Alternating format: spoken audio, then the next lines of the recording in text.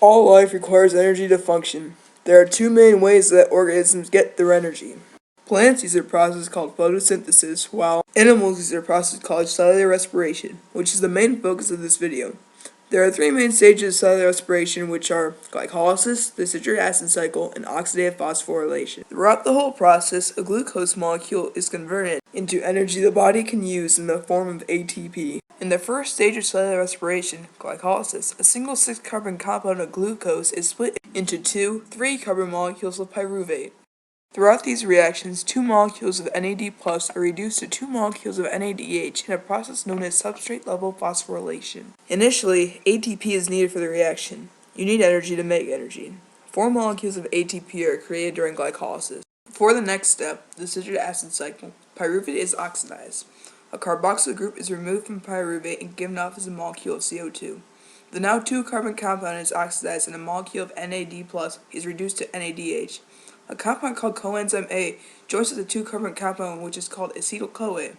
This is a molecule that goes into the citric acid cycle. The citric acid cycle is often called the Krebs cycle, named after Hans Krebs, who discovered most of this cycle. Only the 2-carbon acetyl part of the acetyl-CoA molecule enters the cycle. Coenzyme A splits off and is recycled. The first step of the cycle involves a 2-carbon acetyl group joining a 4-carbon molecule.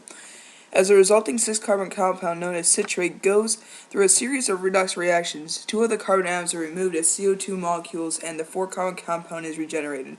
The next acetyl then enters the cycle. In all, 4 CO2 molecules, 6 NADH molecules, 2 FADH2 molecules, and 2 ATP molecules are produced in this cycle. The final step in cellular respiration is oxidative phosphorylation. This stage is a big energy payoff. Oxidative phosphorylation uses the electron transport chain and chemiosmosis to produce ATP. NADH and FADH2 travel through the electron transport chain all the way to oxygen, the final electron acceptor. Each oxygen atom picks up 2 H+ ions to form H2O. H+ ions travel through the mitochondrial matrix to the intermembrane space. After the electronic transport chain with only H+ ions left, chemiosmosis occurs.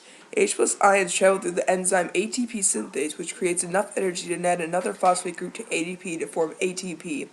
Around 32 molecules of ATP are produced. Throughout all of cellular respiration, 36 molecules of ATP are produced. Without this cycle, your body wouldn't be able to carry out even the most basic actions and you wouldn't even be alive.